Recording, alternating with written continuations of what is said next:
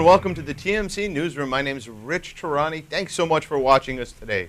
We are in San Jose, where we will be speaking today with Scott Wharton, and he is the CEO of Vidtel. He comes to us with great credentials of being at Vocaltech, one of the founders of the voice over IP space, or the founder of the voice over IP space, and also Broadsoft. So, Scott, welcome. Great to be here. Thanks. So you're a new company now. Why don't I let you tell us a little bit about your new company? Okay, well, we're actually not so new anymore. We've That's been right. around almost 2.5 years now. So Vidtel is a video conferencing cloud provider, and our vision is to focus on HD quality for the small, medium business market. So kind of in between Skype and other PC solutions on the low end and $250,000 Cisco telepresence on the high end. And we found that a lot of companies really want to have HD video quality, but they don't necessarily want to run all the servers and have the IT management run all that. So what happens on the device side? Who's dealing with the devices? So we are device agnostic, so we work with any SIP device can register to us. So that could be video phones, could be conference systems, high-end systems, could be PC clients or mobile phones. And they all connect to us, and then people can make calls to each other without having to run session border controllers, switches, gatekeepers, etc.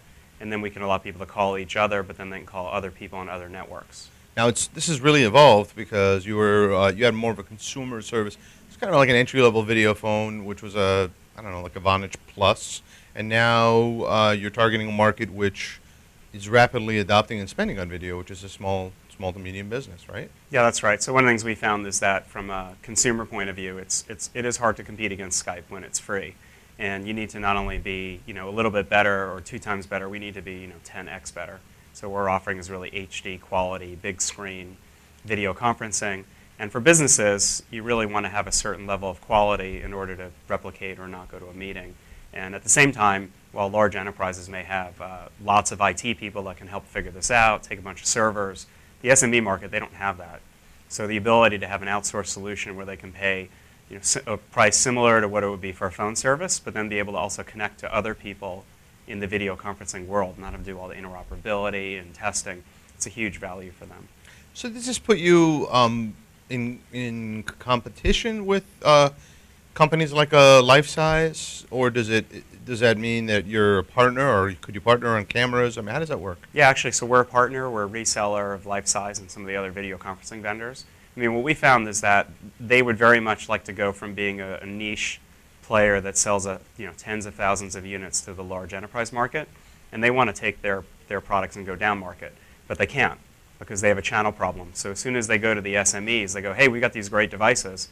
Oh, by the way, you need to buy all these servers and session border controllers and interop. The SME goes, time out. I don't have any of that.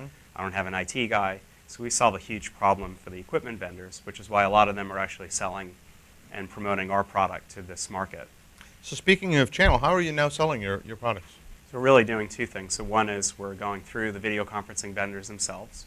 So by solving that pain point, they have a huge incentive to push our service as a complement. We're also working with some of the VoIP providers, and we've announced a few where they're basically taking hosted PBX offering, video enabling it, and then we provide multi-point video conferencing on top of that. Okay, and then you're also looking for VARs? We're also looking for VARs. So the basic idea is we're a channel-focused company. We're doing a little bit of direct selling, but really just to prove out the model. And to the extent that VARs, voice VARs, want to get into the video market, but don't necessarily know how to do it or want to run that as a service, we're definitely looking to partner with people in the VAR community. And certainly your expertise, right, where you know those guys and you've got strong relationships there, right? Yeah, and I think it helps a lot, especially in the VoIP community. Now the video community, I've been doing it for a bunch of years now. And we've been able to prove that we're in the market, we've got a product that works. And really, for that focus on the SME and wholesale, no one else is, to my understanding, is doing that. That's great. So what's next for the company? So right now, I would say we're in late beta, where we're basically taking all the major video devices, so Polycom, Cisco, Tamberg, LifeSize, Sony, et cetera, working on getting them all interoperable. And then we've been doing things like getting things from H323 to SIP, adding multi-point conferencing. So we really have this very broad portfolio of video services. And now we're getting ready to launch it, to go from our beta to launching it for a paid service. Now, one interesting thing you talked to me about way back when you were doing the consumer stuff was the interop with mobile phones. And now there's an iPhone 4 that has a front-facing camera, which, I mean, they didn't invent the front-facing camera. It's probably 7 years old, or more, Right. in terms of age. But probably it's the fastest-selling front-facing camera on the planet. So the question is, will there be any interop with that sort of device? Yeah, so our plan is we want to be able to interop with any video device at all. So part of what we've done is we started with SIP devices. We've added on SIP to H.323, and the other thing we're doing is we're part of our core intellectual property would be to build a gateway from SIP to other to allow you to call any other device. So those devices could be Skype, it could be Apple or Microsoft, and that's part of what we're building to have something like that so that anybody can take a standard SIP device and call some of these other networks without having to go out and build that functionality themselves. And we run it as a service. It's fantastic. Yeah, it's exciting. Yeah, thanks, Scott. Thanks Yeah. for being here, and good luck. Great, thanks very much.